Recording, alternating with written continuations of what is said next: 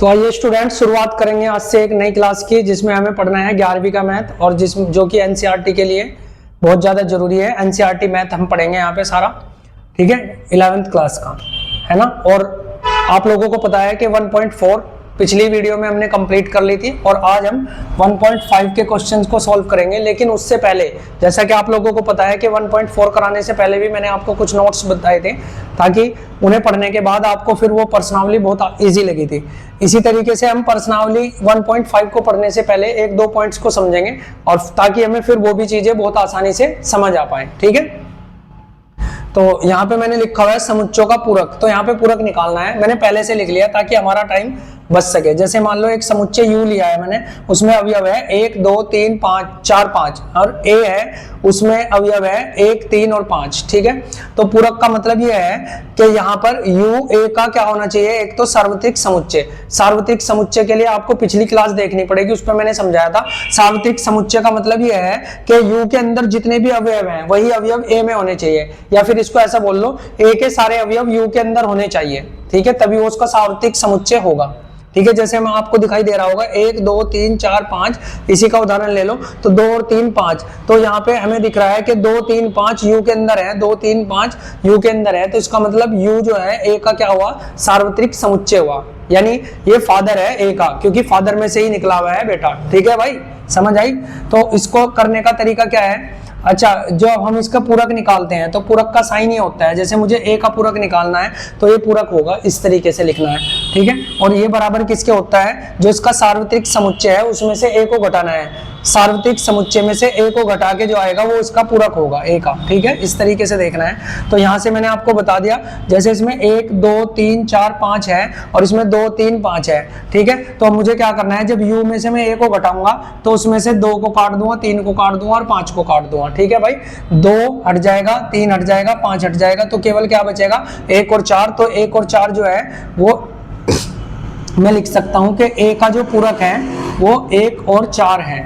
समझ आ गई ना बात, इस तरीके से। या फिर ऐसे लिख लो U माइनस A, है ना, U में से A को मैंने घटा दिया, ठीक है, और फिर बचा 1 और 4, यानी जो A के अवयव हैं वो यहाँ से हटा देने हैं। A में 2 है, 3 है, 5 है, तो मैंने 2 3 5 हटा दिया, 1 और 4 बचा, तो इस तरीके से हमें इसका पूरक मिल जाता है, ठीक है भाई। आपको ये चीज तो समझ आ ही गई होगी। अब नेक्स्ट इसके आगे और थोड़ा सा समझते हैं। इसमें एक नोट लिखा है मैंने, U के अवयवों में से A के अवयवों को घटाने पर पूरक प्राप्त होता है। जैसा कि मैंने अभी आपको बताया, लेकिन फिर भी मैंने इसलिए लिख लिया क्योंकि आप लोगों को ये नोट्स बनाना है भाई, समुच्चय इंपॉर्टेंट है ना। और जब इस तरीके से आप लिख के रखोगे तो फिर आपको पता रहेगा। फिर इसका एक उदाहरण आपकी प्रश्नावली है ना, आपकी जो बुक है, बुक का ही उदाहरण नंबर 20 लिया है मैंने, है ना, आप देखोगे तो आपको मिल जाएगा। और इसको एग्जाम्पल के तौर पे मैं समझाता हूं आपको। जैसे इसने U को दे दिया ये, है ना, और A को दे दिया ये, और एक डैश पूछ लिया, यानी इसका मतलब ये हुआ कि A का इसने क्या पूछ लिया, पूरक पूछ लिया। तो A जो निकलेगा वो कैसे निकलेगा भाई, U में से A को घटाना पड़ेगा। U में से क्या करना पड़ेगा, A को घटाना पड़ेगा, यानी इस तरीके से मैं लिख सकता हूं। यानी जो जो अवयव A के अंदर है वो हटा दो। यहाँ से देखना, वहां पे 1 है, 3 है ना, 5 है, और क्या है भाई, 7 है, और क्या है, 9 है। बाकी जो बचे वो सारे लिख दो। तो 2 बचा, 4 बचा, 6 बचा, 8 बचा और 10 बचा, ठीक है भाई।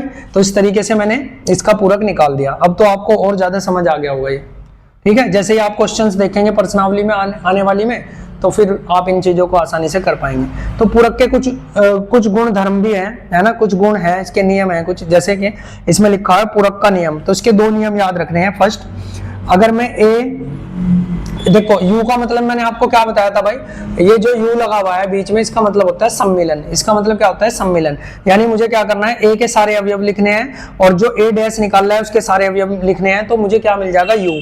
जैसे मैं इससे अगर बात करता हूं, यानी A का सम्मिलन, अगर देखो पिछली क्लास अगर आप देखेंगे तो आपको सम्मिलन पता चल जाएगा। बस फिलहाल आप इसको यहाँ याद रखना है, क्योंकि नहीं तो फिर मैं अगर ये वही चीजें दोबारा से दोहराऊंगा तो चीजें लेंथी हो जाएगी भाई। तो A का अगर आप ये, इसका मतलब होता है सर्वनिष्ठ। सर्वनिष्ठ में देखना पड़ता है हमें कॉमन, कि इन दोनों में क्या कॉमन है। तो इनमें दोनों में कुछ भी कॉमन नहीं होता, फाई होता है। तो जब इनमें दोनों में कुछ भी कॉमन नहीं है तो इसका मतलब ये हुआ कि ये फाई लिखा जाएगा। अब इसके बाद है डी मॉर्गन जी का नियम, है ना, डी मॉर्गन का नियम एक गणितज्ञ है, उनका नियम है।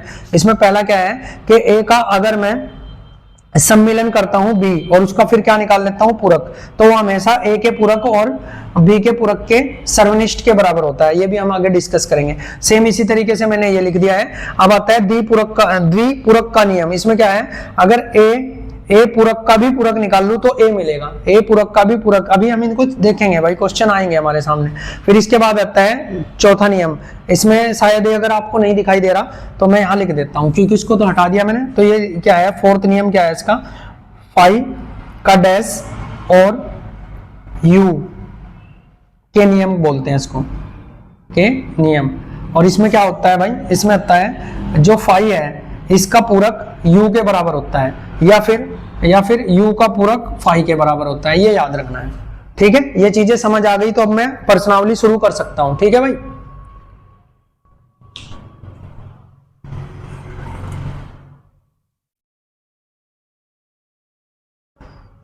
तो ठीक है भाई, देखते हैं हम 1.5 के फाइनली क्वेश्चंस को शुरू करते हैं, है ना। क्वेश्चन नंबर 1 पर आते हैं और क्वेश्चन 1 में लिखा हुआ है u बराबर ये दिया हुआ है, a बराबर ये दिया हुआ है, b बराबर c बराबर। इस तरीके से हमें 4 समुच्चय जो है दिए हुए हैं यहाँ पे, ठीक है। और 4 समुच्चयों में से अब हमें क्या करना है, क्वेश्चंस के आंसर देने हैं भाई। जैसे कि पहला क्वेश्चन की अगर मैं बात करता हूँ, पहला क्वेश्चन क्या है, a का पूरक निकालना है। तो अभी मैंने आपको बताया है, आप खुद भी निकाल सकते हैं भाई। a का पूरक निकालने के लिए आपको क्या करना है, u में से a को लेस करना पड़ेगा जब a का पूरक आएगा, ठीक है। तो इसका मतलब ये हुआ कि जितने भी u के अंदर a के अवयव हैं वो सारे हटा दो, वो a का पूरक आ जाएगा। तो u के अंदर a के अंदर 1 2 3 4 हैं, तो यहाँ से 1 2 3 4 को हटा दो तो 5 6 7 8 और 9, ठीक है। इस तरीके से हमें क्या मिल जाएगा, u का पूरक 5 6 7 8 9, बिल्कुल सही है भाई, है ना। तो 5 6 7 8 9 इस तरीके से हमें ये क्या मिल जाएगा, आंसर मिल जाएगा। ऐसे ही बी का आप सेम खुद निकाल लेना, है ना। अगर मैं बात करूं तो चलो, अगर मैं बात करूं यहाँ पे तो आपको क्या करना पड़ेगा, u में से b को घटाना पड़ेगा। तो u में से b को मैं डायरेक्ट बता रहा हूँ, आपको तो लिखना है, फिर ये u के लिखने हैं, a के लिखने हैं, फिर उसको घटा के बताना है इस तरीके से।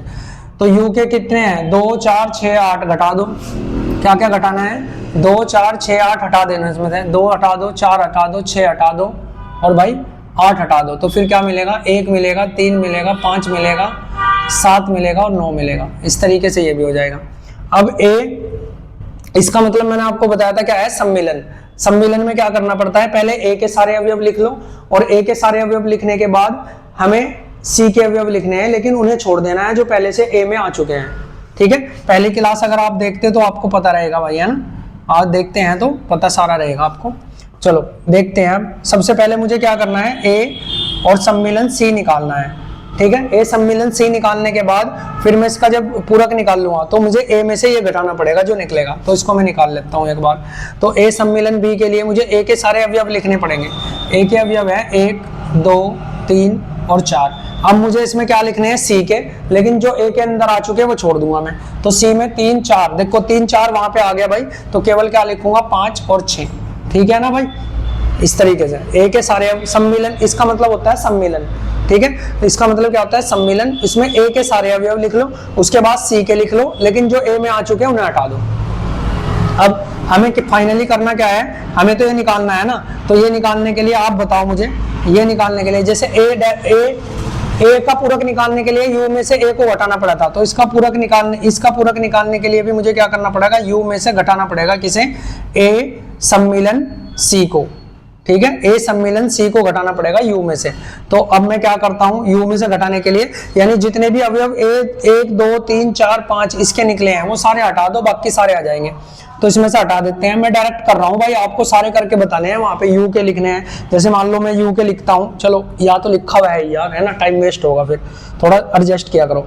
तो 1 2 3 4 5 6 ये सारे अवयव हटा दो और u में से इसके सारे अवयव हटा दो, तो जो बचेंगे वो लिख लो। तो 1 हटा दो, 2 हटा दो, 3 हटा दो, 4 हटा दो, 5 6, तो क्या बचेगा, 7 8 9। तो यानी 7 8 सॉरी 7 8 और 9, ठीक है भाई। इस तरीके से हमने इसका क्या निकाल लिया, हमारा आंसर आ जाता है। तो ये बिल्कुल ठीक है, मैंने क्वेश्चंस को देख लिया है ना। आंसर बुक के अंदर बिल्कुल सही दिया हुआ है।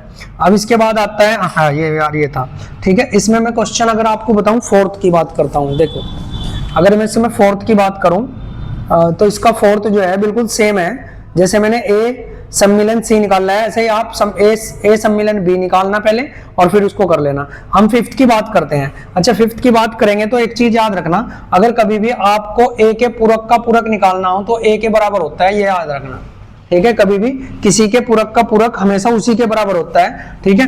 तो इसका मतलब यह है कि मैं ए यहाँ पे लिख दूं, ए कितना है 1 2 3 4, ठीक है। ये इस तरीके से हमारा हो जाएगा। इसके बाद आता है बी में से सी को घटा के और उसका पूरक निकालना है, ठीक है। बी में से सी को घटा के क्या करना है, उसका पूरक निकालना है। तो आप एक चीज बताना जरा मुझे, जब आप बी में से सी को घटाओगे, ठीक है, तो आपको सबसे पहले यहाँ चाहिए बी माइनस सी, ठीक है। तो यानी बी के अवयव लिख लो, बी के लिखे हुए हैं भाई, क्या क्या है 2 4 6 8, ठीक है। तो घटाने का मतलब यह है कि इसके अंदर से सी के हटा दो, है ना। और जो सी देखो, जैसे इसके अंदर 4 है और इसके अंदर 6 है ना, और 4 और 6 सी के अंदर भी है, तो इसमें से 4 और 6 का हटा दो, ठीक है।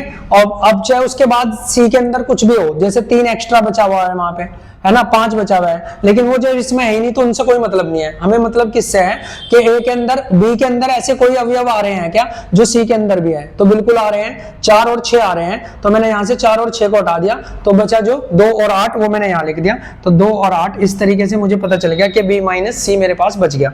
अब मुझे क्या करना है, अब मुझे निकालना है बी माइनस सी का क्या पूरक। तो उसके लिए यू में से मुझे क्या करना पड़ेगा, बी माइनस सी को घटाना पड़ेगा, जिस तरीके से मैंने यहाँ पे किया था भाई। इसके पूरक निकालने के लिए यू में से ए को हटाना पड़ेगा। तो हटाने का मतलब यह है, कि बी और सी के अवयव हटा दो, बाकी सारे यू के लिख दो। तो 2 और 8 हटा दो, यानी 2 हटाना आपको, और 8 यानी 1 3, है ना, 2 तो हटा दिया मैंने, 4 5 6 और 7 8 हटा दो भाई, और 9, ठीक है, इस तरीके से।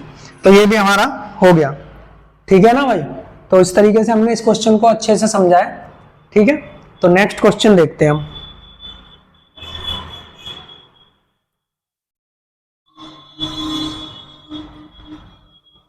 तो ठीक है भाई, अब सेकंड क्वेश्चन देखते हैं हम। सेकंड क्वेश्चन में क्या है, इसमें दिया हुआ है कि u बराबर A B C D E F G H इस तरीके से है, तो निम्नलिखित के पूरक ज्ञात कीजिए, ठीक है। इसके पूरक ज्ञात करने हैं, क्वेश्चन हमें दिए हुए होंगे, बुक मुझे लेनी पड़ेगी भाई, है ना, बुक लेनी पड़ेगी। हाँ, क्वेश्चन दिया हुआ है, जैसे फर्स्ट है a बराबर दिया है ए बी सी, ठीक है, और सेकंड भी दिया हुआ है। लेकिन देखो यही चीज है कि अब अगर आप इस चीजों को सीख गए हैं तो बुक में लिखा हुआ है, तो इनको ज्यादा अगर हम बार बार रिपीट करते हैं तो उसका कोई फायदा होने वाला नहीं है। तो फिर भी मैंने एक एग्जांपल मैंने आपको ले लिया कि अगर मुझे ए का पूरक निकालना है तो मुझे क्या करना पड़ेगा, ए के सारे अवयव यू में से हटा देने पड़ेंगे, क्योंकि मुझे क्या करना पड़ेगा, यू में से ए को लेस करना पड़ेगा, इस तरीके से।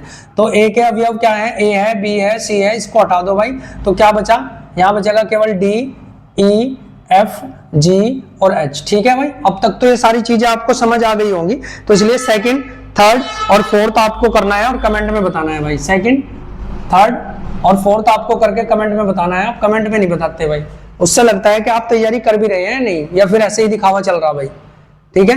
तो अगर आपको सारी चीजें अच्छे से सीखनी है तो कमेंट में 1-2 क्वेश्चन के आंसर जरूर देकर बताया करो कि जी सर हमने ये कर लिया है, और फिर अच्छा लगता है भाई कि हाँ हम जो चीजें आपको सिखाना चाह रहे थे वास्तव में वो आपको सिखा पा रहे हैं, ठीक है।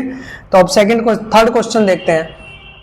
तो प्राकृत संख्याओं के समुच्चय को सार्वत्रिक समुच्चय मानते हुए, यानी सार्वत्रिक समुच्चय उसे बोलते हैं जिसमें से सारे समुच्चय बनेंगे। तो इसने बोला है कि प्राकृत संख्याओं के समुच्चय को हमें सार्वत्रिक समुच्चय मानना है। तो प्राकृत संख्या क्या होती है, मैं एक बार यहाँ लिख लेता हूँ, ठीक है। मान लो u जो है वो क्या है, एक प्राकृत संख्या है, इसे सार्वत्रिक समुच्चय मानना है, फिर इसी में से करना है जो भी करना है। और प्राकृत संख्या होती है 1 2 3 4 5 6, इस तरीके से लगातार चलती रहेंगी, ठीक है। तो ये तो प्राकृतिक संख्याओं को हमें सार्वत्रिक समुच्चय मानना है, वो मैंने मान के आपको बता दिया, ऐसे ही आपको करना है। फिर उसके बाद जो फर्स्ट क्वेश्चन आता है वो आता है x एक प्राकृत सम संख्या है। तो x क्या है, एक प्राकृत सम संख्या है, सम। देखो सम संख्या क्या होती है, 2 4 6, ठीक है। तो इसका मतलब अगर मुझे इसका क्या निकालना है, इनके मुझे क्या निकालने हैं, समुच्चयों के पूरक ज्ञात करने हैं। तो अगर इसका पूरक ज्ञात करना है तो इसी भाषा में करना पड़ेगा भाई, ठीक है। जैसे समझना आप, अगर मैं इसको लिखना चाहूं तो एक बार एग्जांपल के लिए है, अगर मैं इसको लिखना चाहूं तो मान लो मैं इसे a मानता हूं, तो a बराबर मुझे क्या लिखना पड़ेगा, x, और x एक प्राकृत संख्या है जो कि सम है, यानी 2, 4, 6 और इस तरीके से मुझे लिखना पड़ेगा। आ गया। अब मुझे क्या करना है, इसका पूरक निकालना है। तो इसका पूरक निकालने के लिए मुझे क्या करना पड़ेगा, इसे u में से लेस करना पड़ेगा। ठीक है, यानी इसका मतलब ये हुआ कि ये सारे अवयव हटा दो u में से, बाकी सारे बचेंगे। तो जब मैं ये सारी सम संख्याएं u में से घटा दूंगा तो क्या बचेगी, 1, 3, 5, यानी केवल क्या बननी है, विषम संख्याएं बचनी है। तो 1, 3, 5 और 7 और इस तरीके से, यानी मैं अब यहाँ पे ये बोल सकता हूँ, ठीक है, तो मैं यहाँ पे बोल सकता हूँ कि जो a है, a पूरक है, a का जो पूरक है वो क्या है, वो विषम प्राकृत संख्याएं हैं। वो क्या है, यानी मैं इसको यहाँ लिखना चाहूँ तो ऐसे लिखूंगा कि x और x क्या है, x क्या है, एक या सम थी ना, सम तो सारी हट गई, क्या बची 3, 4, यानी विषम प्राकृत संख्या है। ठीक है, तो मुझे इसका जो आंसर आएगा सही मायने में ये आएगा, आपकी बुक में भी शायद इसी तरीके से दिया हुआ होगा। ठीक है, तो डायरेक्ट हम इसका ये बता सकते थे। क्यों बता सकते थे, क्योंकि हमें पता है कि हमें प्राकृतिक संख्याओं के समुच्चय को सार्वत्रिक मानना है। तो प्राकृतिक संख्याओं का समुच्चय मैंने आपको यहाँ पे दिखा दिया, ऐसा है। उसमें से अब क्या करना है, x को घटाना है, और x एक प्राकृत सम संख्या है, यानी सारी सम संख्याओं को हटा दो तो सारी विषम ही तो बची। तो इसलिए हम बोल सकते हैं कि a का जो पूरक निकलेगा वो x एक विषम प्राकृत संख्याओं का समुच्चय बचेगा। ठीक है भाई, तो इस तरीके से हमने इसको समझ लिया। अब इसके अगर मैं सेकंड पार्ट की बात करूं तो सेकंड में भी ज्यादा आपको कुछ करना नहीं है। ठीक है, सेकंड में आपको ज्यादा कुछ नहीं करना। अब ये सारी चीजें तो मैंने आपको बताई थी, वो हमने मान ही लिया। अब इसको भी इसमें से ही करना है। ठीक है, तो अब इसने बोल रहा है कि बी का आपको क्या करना है, सेकंड में लिखा हुआ है, ये लिख दूं मैं जरा एक बार आपके लिए लिख रहा भाई, x एक प्राकृत विषम संख्या है। तो आप खुद समझ सकते हैं भाई, अगर एक विषम संख्या को आप इसमें से घटाओगे तो क्या बचेगी, सारी सम बचने वाली है। तो मैं इसको डायरेक्ट लिख सकता हूं कि b डैश, यानी ये समुच्चय मैंने b मान लिया, तो b का जो पूरक निकलेगा वो क्या निकलेगा, x, और x एक क्या होगा, प्राकृत विषम तो आपने सारी हटा दी, सम संख्या आएगी, सम संख्या। ठीक है, ठीक है, लेकिन आपको इस तरीके से बना के दिखाना है कि पहले b को मानना है ना, सारी b को क्या मानना है, विषम संख्याएं लिख लेनी है, जैसे यहाँ तो सम था, फिर उसको घटा के इस तरीके से आप इसमें से बता देना भाई। ठीक है, तो सेकंड भी हमारा हो गया। इसके बाद आते हैं हम थर्ड पे। थर्ड पे बोल रहा है x, और x संख्या x का धन गुणज है। तो धन गुणज है तो इसका मतलब सारे 3 के गुणज, 3 का गुणज है ना, तो 3 के सारे हटा देना है। जैसे क्या हटाना, 3 हटाना, 6 हटाना, 9 हटाना, 12, वो सब हटा देना। तो बाकी बचा क्या, जो 3 के धन गुणज नहीं है, तो इसको हम यानी मैं सेकंड थर्ड को क्या लिख सकता हूं कि x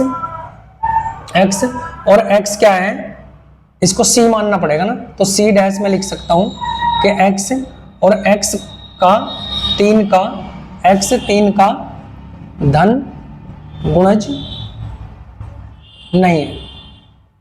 यानी x के अंदर जो भी संख्याएं बचने वाली हैं वो सारी कौन सी बचनी है, जो 3 का धन गुणज नहीं है। अगर मैं इसको एग्जांपल से बताना चाहूं तो ये आपको पता है u, यानी मुझे c डैश निकालने के लिए u में से c को घटाना पड़ेगा।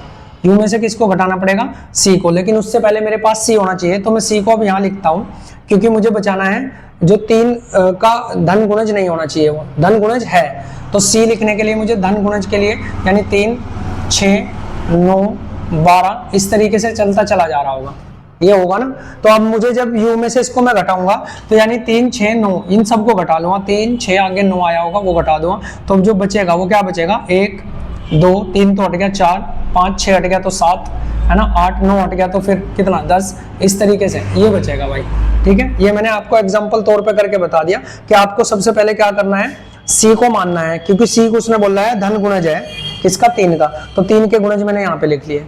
ठीक, फिर जब मैं इसका पूरक निकाल लूंगा तो u में से 3 के सारे गुणज हटा दूंगा, तो जो बचेगा वो वास्तव में क्या बचेगा, उसको फिर हम क्या लिखेंगे, ये लिखेंगे जो मैंने ऊपर लिख दिया कि x और x 3 का गुणज नहीं है, क्योंकि इसमें 3 का एक भी गुणज नहीं है भाई। ठीक है ना, इस तरीके से आपको ये सारे क्वेश्चंस करने हैं।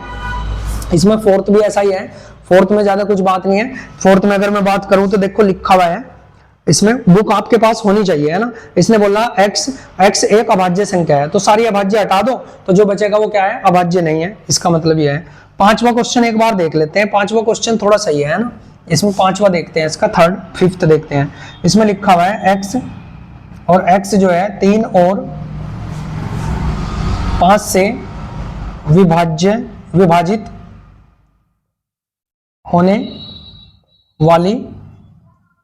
होने वाली एक संख्या है। ठीक है भाई, ये पूरा लिख लेना।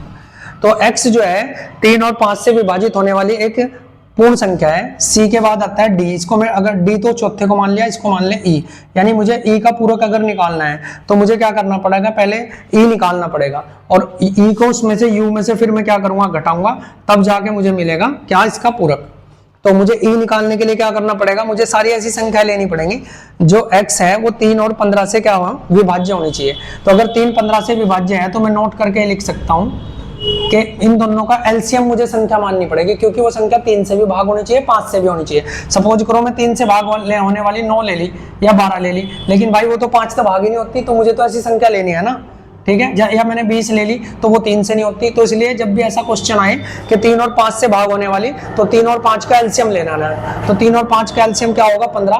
तो यानी 15 से भाग होने वाली संख्या देखेंगे, नोट करके लिख लिया, 15 से भाग होने वाली संख्या लेनी है हमें। कौन सी संख्या लेनी है, 15 से भाग होने वाली, जो कि सबसे पहले होगी 15, फिर आएगी 30, फिर आएगी 45, फिर आएगी 60 और ऐसे ही चलती चली जाएगी इस तरीके से। ठीक है, तो ये सारी चलती चली जाएगी इस तरीके से। ये लिख दी मैंने। अब मैं क्या करूंगा, अब मैं इसको लिखने के लिए ऐसा लिखूंगा भाई, देखो x और x बराबर क्या है, 15n है। x बराबर क्या है, 15n है। n एक प्राकृत संख्या है ना, जैसे n का मतलब 1 है तो 15 की गुणा 1, 15 की गुणा 1 में करेंगे तो 15 ही आएगा। फिर आगे आएगा n 15n, फिर दोबारा से तो n 2 हो जाएगा तो 15 दूनी 30 हो जाएगा, फिर n 3 हो जाएगा तो 15 तिया 45 हो जाएगा। यानी इस तरीके से है n, और n इसमें लिख देना पड़ेगा। n क्या है, एक नेचुरल नंबर है। n क्या है, एक प्राकृत संख्या है। ठीक है, तो इस तरीके से इसको लिख के बताना पड़ेगा भाई। थोड़ा सा लग रहा होगा आपको कठिन, लेकिन ये इस तरह से करना पड़ेगा भाई, थोड़ा समझना पड़ेगा। तो x और x बराबर क्या है, 15n, यानी n क्या है, प्राकृत संख्या। प्राकृत संख्या 1 से शुरू होती है, 1 2 3 4, यानी n का मान बदलता रहेगा। तो यहाँ अगर n 1 हुआ तो ये 15 ही कम 15 हो जाएगा। यहाँ n अगर 2 है तो ये 15 दूनी 30 हो जाएगा। यहाँ n अगर 3 है तो ये 15 तिया 45 हो जाएगा। इस तरीके से मैंने लिख लिया। इसको अब मैं क्या करना हूँ, ये लिखने के बाद अब मुझे e का क्या निकालना है, पूरक। तो e का पूरक निकलेगा कैसे, x, और x क्या होगा, यहाँ 3 और 5 से विभाजित संख्या नहीं होगी। x क्या होगा, 3 और 5 से विभाजित संख्या नहीं लिखना है भाई। नहीं, क्यों लिखना है नहीं, क्योंकि देखो जब आप ये 15 30 ये लिखोगे और जब इन्हें सबको आप u में से घटाओगे, जब इन सबको आप u में से घटाओगे इसमें से, तो आपको वो संख्या मिलने वाली है जो 15 30 इसके अंदर ना हो। तो इसलिए इसको हम इस तरीके से लिख देंगे, या फिर इसको और थोड़ा सही तरीके से लिखना है तो आप ऐसे लिख सकते हैं कि x और x बराबर नहीं है किसके, 15n के। यानी यहाँ पे जो है x ऐसी संख्या आएगी जो 15n नहीं होने का, और n क्या होगा, यहाँ पे एक नेचुरल नंबर होगा। ठीक है भाई, तो थोड़ा सा स्ट्रगल आपको इसमें करना पड़ेगा भाई। ठीक, इसमें आगे की चीजें देखते हैं हम।